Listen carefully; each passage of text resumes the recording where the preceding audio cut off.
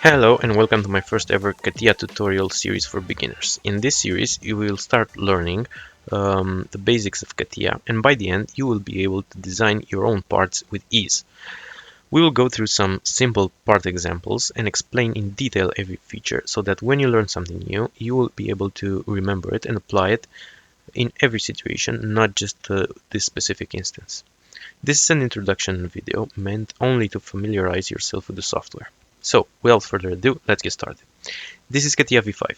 It is visually very different from V6, but functionally it is almost identical. CATIA is a parametric CAD modeling software, which means after you add a certain feature in the tree, you can go back and change it whenever you want. When you open CATIA, you will see something like this. It will start with an open product. A product, if you can think of it as a folder. We use this for assemblies. It can contain other products and other parts. For now, we can just go ahead and close this. To close the product or part, you just click on the little X on the top right corner of the screen, this one. This is a part that I have already prepared, but at first we should try to create a new part. We do that by going to File, New, and then we search for the part in this. You can press P to search for the part. You will get a window like this asking you to name the part, and we will click Enable Hybrid Design. You don't need to worry about this at the moment. We just click, we just check it and then click OK. Now, when this part opens, you can see that you have these three planes in the center corresponding to the three axes. So let's start with navigation. So you can click the middle mouse and then you drag the mouse. It will pan the camera around. If you want to rotate, you have to click the middle mouse button and the right mouse button, hold them in, and then drag your mouse. This will rotate around the center point. You can see that you have the like a center point inside the screen. That is the point around which the camera rotates. Now you can change that point by clicking the middle mouse button. If you click it here, you can see the center point moves. Furthermore, you can actually click on a feature. Let's say this point here. If you click the middle mouse button, then you can see the center point of the rotation changes to that. Now, we've talked about panning and rotating. If you click the middle mouse button and holding it in and just tapping the right mouse button, you enter zoom mode. Now, if you drag the mouse up and down, it will zoom in and out. All right. Now, let's talk about a little bit about the part structure. On the left side, you can see the tree or the part structure. First, you have the three planes that we talked about. These will be generated automatically. Second, you will have the part body. This is called a body element. It contains solids. Solids are basically three-dimensional shapes that have mass and volumes. In other words, our part. You can have multiple bodies in a single part, and there is even a set of instructions here of operations that is dedicated to the interactions between the bodies. What is noteworthy of these bodies is that they are ordered. So that means the last operation is always based on the previous one. So they are ordered from top to bottom.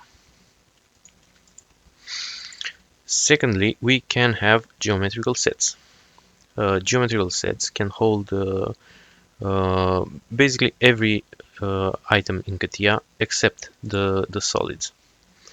They will hold wireframes like points, lines, and planes, and they can hold surfaces. Unlike bodies, geometrical sets are not ordered, which means they can be in whichever they want, which order you want. You can even change it afterwards, and they can be based like the first one based on the third one, and so on and so forth. There is a third element, which is called an ordered geometrical set, but I don't think we should worry about that. This is basically exactly what it seems like. It is a geometrical set that is ordered like a body. Nothing specific. So, what are the advantages of bodies, of geometrical sets, and why should we use them if it's such a mess inside? Well, in some cases, you need to be able to pick a different order that you would like to work in. And furthermore, if you work in surfaces, then you are pretty much obligated to use geometrical sets. So these will be kind of like the bones of the parts. You will use them a lot, and it is very important to keep them organized. Otherwise, it will be just a hot mess that you will never be able to figure out in the end. All right. So let's talk a little bit about the part. You noticed that we had the option to name it. Now, if we did not name it, what do we do then? Then we go to right click on the part, we go to properties, and we can have here a lot of properties related to this part. You should go ahead and go to product, and here where you have the part number, this is actually where you put your name. And we say tutorial introduction, and then we hit enter, and then the part has changed the name. Very interesting to note that this can cause a lot of issues. You can see here you have a part number. That is very important to note that this is a part number and not a part name. We will talk about this later, but you cannot have two parts with the same name opened in one assembly. CATIA will not allow that, and this can cause issues.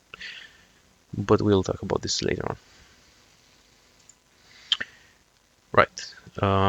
Now we can talk a little bit about customization. Well, no, actually, first, you can see here that now we are in we have a set of operations here that are related to bodies.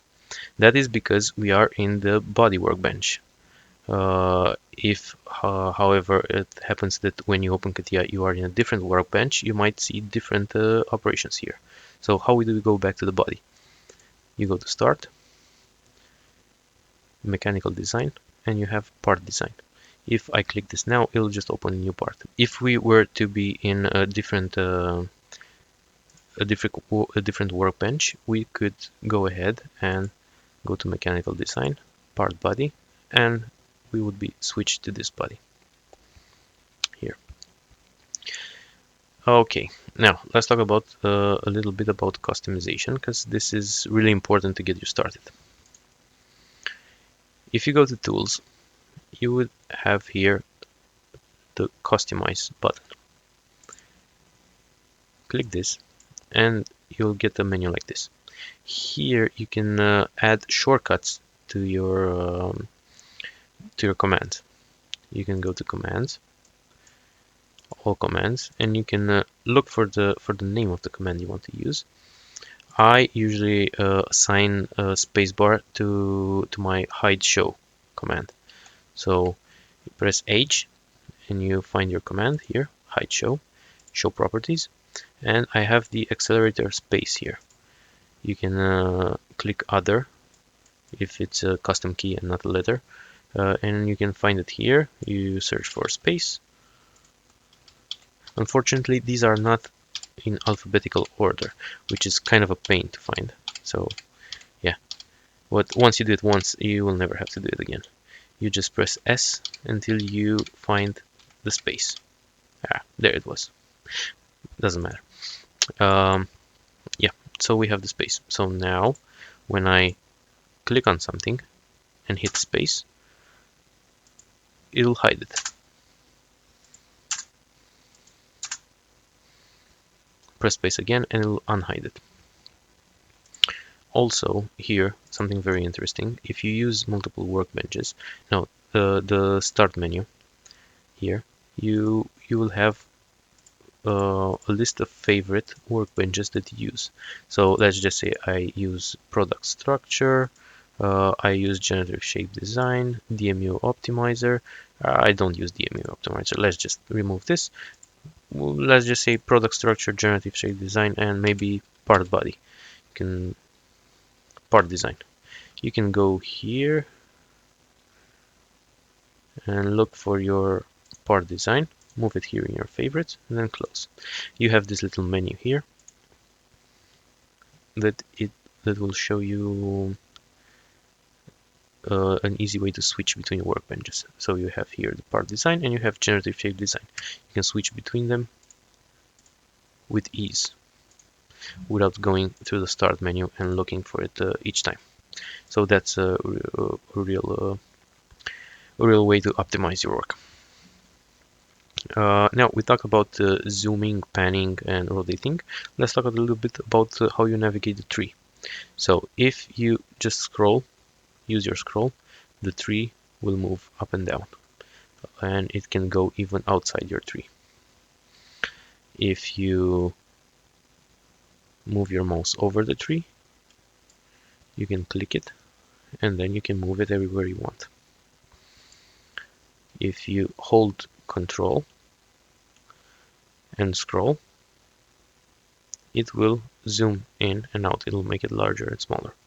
And finally, if you press F3, you can hide it. Press F3 again, it'll show again. Very, very important thing. If you accidentally click the tree without knowing, like this, you can see that there is like this very thin line here. If you accidentally click it, you will enter a mode where this is all grayed out, and whatever you do, you will only affect the tree.